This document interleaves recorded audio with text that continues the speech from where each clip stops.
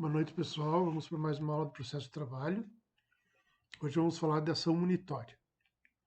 A ação munitória ela é uma ação, praticamente toda ela do processo civil, e tem alguns autores que entendem, inclusive, do seu não cabimento no processo de trabalho. Mas existem muitos outros que entendem que cabe. Ela está regulada em 3 artigos do Código de Processo Civil, do artigo 700 e 702. Então, 700, 701 e 702. Tá? E ela é um procedimento especial, tá? E depois de contestada, ela assume o rito ordinário. Tem algumas adaptações do CPC para CLT, tá? Nós vamos ver agora. E ela tem a finalidade de objetivar uma cognição sumária e superficial visando a formação do título executivo sem a demora do processo comum. Ela é utilizada para pagamento de quantia em dinheiro, para entrega de coisa fungível ou infungível, ou de bem móvel ou imóvel, ou para dimplemento de obrigação de fazer ou de não fazer. A principal característica dela é que ela visa, então, transformar um documento que não tem eficácia de título executivo em título executivo. Tá? Vamos ver o que diz lá nos artigos 700 e 702.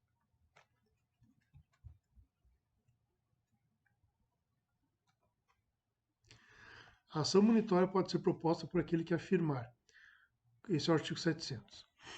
A ação monitória pode ser proposta por aquele que afirmar, com base em prova escrita sem eficácia de título executivo, ter direito de exigir do devedor capaz. Primeiro, o pagamento de quantia em dinheiro. Segundo, a entrega de coisa fungível ou infungível, ou de bem móvel ou imóvel. Terceiro, o adimplemento de obrigação de fazer ou de não fazer. Para a primeira, a prova escrita pode constituir em prova oral documentada, produzida antecipadamente nos termos do artigo 381, que é a produção antecipada de provas. No processo civil, ou nas situações do processo civil, é muito comum a gente ver ação monitória para cobranças do tipo seguinte. Quando você vai numa loja e pega uma roupa condicional, você assina lá um recibinho, um terminho, que você está levando lá 2 calças e 3 camisas para casa para provar e devolver o que você não vai ficar e pagar o que você vai ficar. Esse recibinho, essa notinha que você assina, ela não tem eficácia nenhuma de título executivo se você resolver não pagar a roupa que você ficou. Tá? Mas ela é, de certa forma, um documento que comprova que você levou tantas calças e tantas camisas para casa para provar. Então, numa eventual cobrança, você tem esse argumento de que houve aquela venda. Outros exemplos, aquela pessoa que tem conta no posto de gasolina e assina a notinha, né? Vai assinando a notinha, no final do mês vai pagar. Aquela notinha assinada, ela não tem eficácia de força executiva, não é título executivo, mas tem essa força de poder ser cobrado por uma ação monitória. Então, qualquer documento escrito que não tenha força executiva, que não seja um título executivo judicial ou extrajudicial, pode ser cobrado através da ação monitória. E por que não uma ação de cobrança comum? Porque a ação de cobrança comum ela teria todo o procedimento ordinário. Né? Se formos pensar no processo civil, teria a citação do réu, 15 dias para contestar, antes disso teria uma audiência preliminar de conciliação, daí 15 dias para contestar, aí réplica, aí audiência de instrução e julgamento, até chegar à sentença. No caso da ação monitória, é feita uma citação para pagamento em 15 dias, se não pagar em 15 dias e não contestar, ou mesmo contestando através dos embargos monitórios, esse processo venha a ser julgado procedente, né, os embargos monitórios sejam rejeitados pelo juízo, aí aquele título, aquele documento passa a ter eficácia de título executivo e passa a partir daí como cumprimento de sentença. Então, através da monitoragem, tem encurta o caminho para a execução.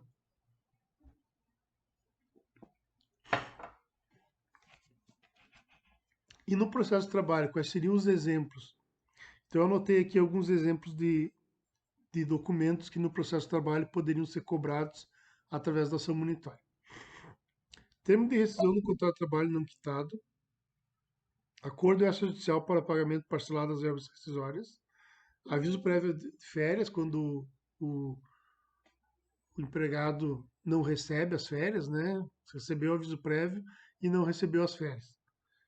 Confissão de dívida, entrega de equipamentos, ferramentas, mostruário de vendas, compreendendo entrega de coisas como uniforme, crachá e EPIs. Tá? Então eu anotei aqui 5 formas, 5 possibilidades de ação monitória no processo de trabalho. Termo de rescisão do contrato de trabalho não quitado. Então a pessoa é demitida, é feito o termo de rescisão, lhe é entregue, mas ela não recebe o valor. Tá? Acordo extrajudicial para pagamento parcelado das verbas rescisórias. O aviso prévio de férias, já expliquei. No caso de não ter sido paga, né? As férias concedidas e não pagas. A confissão de dívida, como qualquer outra confissão de dívida. E a entrega de equipamentos, monstruário, EPIs, crachá, uniforme, etc. e tal.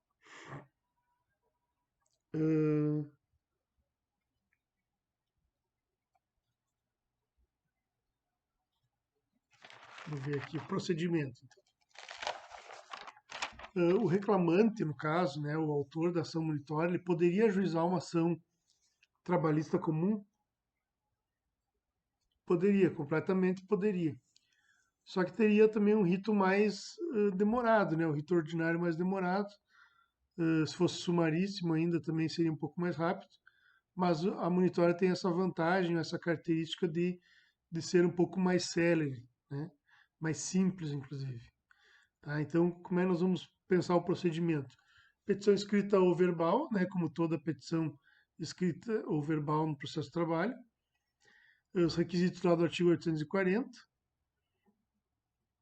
E aí, estando a petição devidamente fundamentada, instruída, com os documentos que levam à crença de que existe aquela dívida, o juiz determinará a expedição de mandado de pagamento ou entrega da coisa em 15 dias.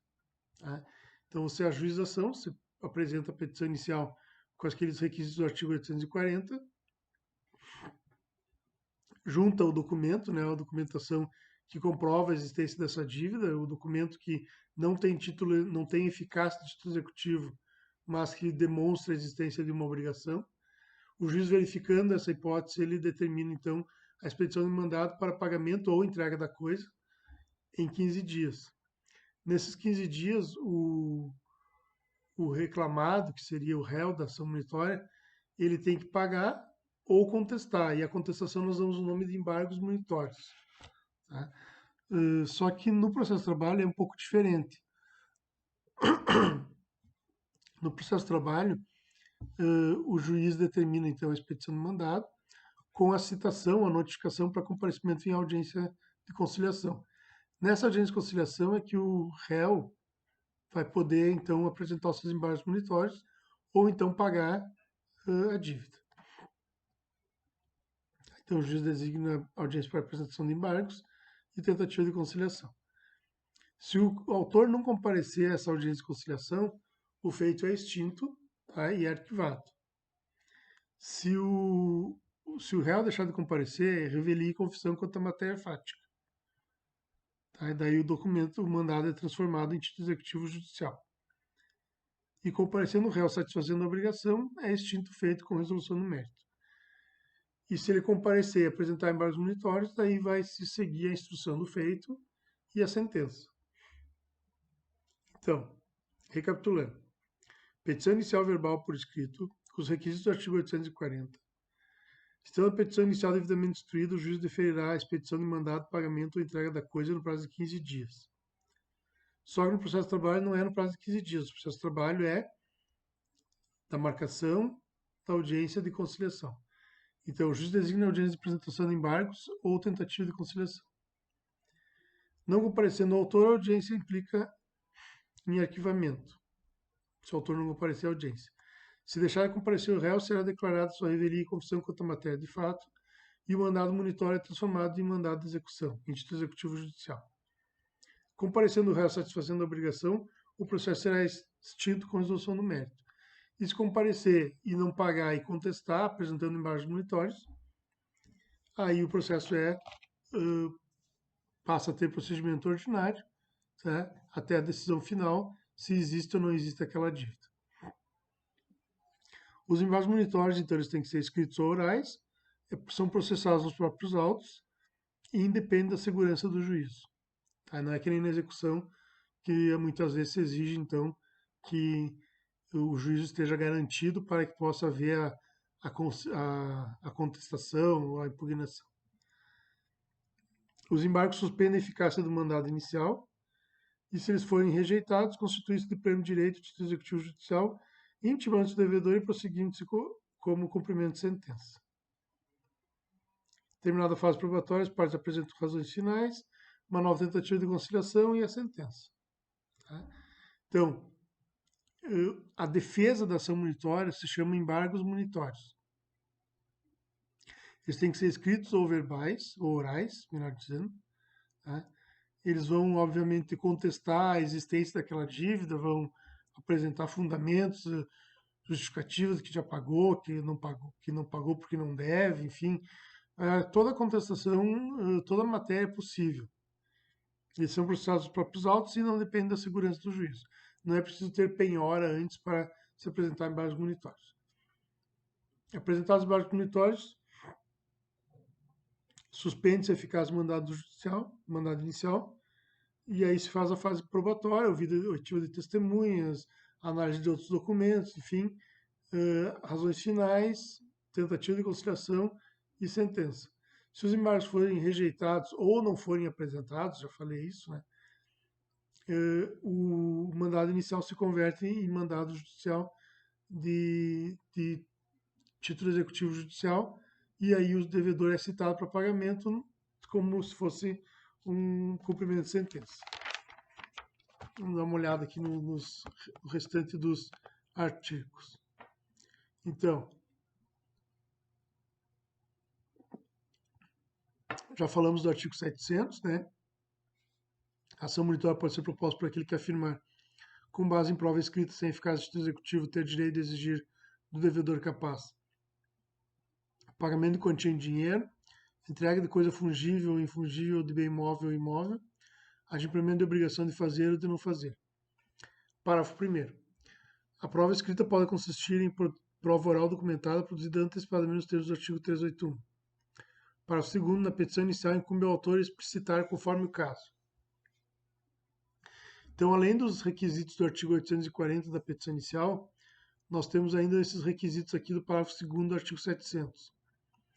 A petição inicial incumbe ao autor explicar, conforme o caso, a importância devida, instruindo-a com memória de cálculo, o valor atual da coisa reclamada, ou o conteúdo patrimonial em discussão ou o proveito econômico perseguido.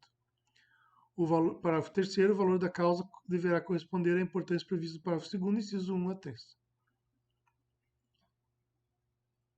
Parágrafo 4º. Além das hipóteses do artigo 330, a petição inicial será indeferida quando não atendido o disposto do parágrafo 2º deste artigo. Parágrafo 5º. Havendo dúvida quanto à idoneidade de prova documental apresentada pelo autor, o juiz intimá-lo-á para querendo emendar a petição inicial, adaptando ao procedimento comum. Então, se o juiz entender que aquele documento que você juntou não tem essa eficácia de demonstrar efetivamente a existência de uma dívida, de uma obrigação de fazer, não fazer, de entregar coisa, enfim, aí ele vai intimar, para que você emenda a inicial, transformando em procedimento comum. E por que procedimento comum? Porque o procedimento comum tem uma fase probatória maior, né, tem um contraditório maior, e aí fica mais fácil, digamos assim, de se provar ou não provar a existência de uma obrigação. Então, se você tem um documento sem força executiva e sem força de cobrança direta, como na ação monitória, né, o juiz vai determinar a emenda da inicial para que você adapte a inicial ao procedimento comum. Parágrafo 6º. É admissível a ação monitória em fase da fazenda pública.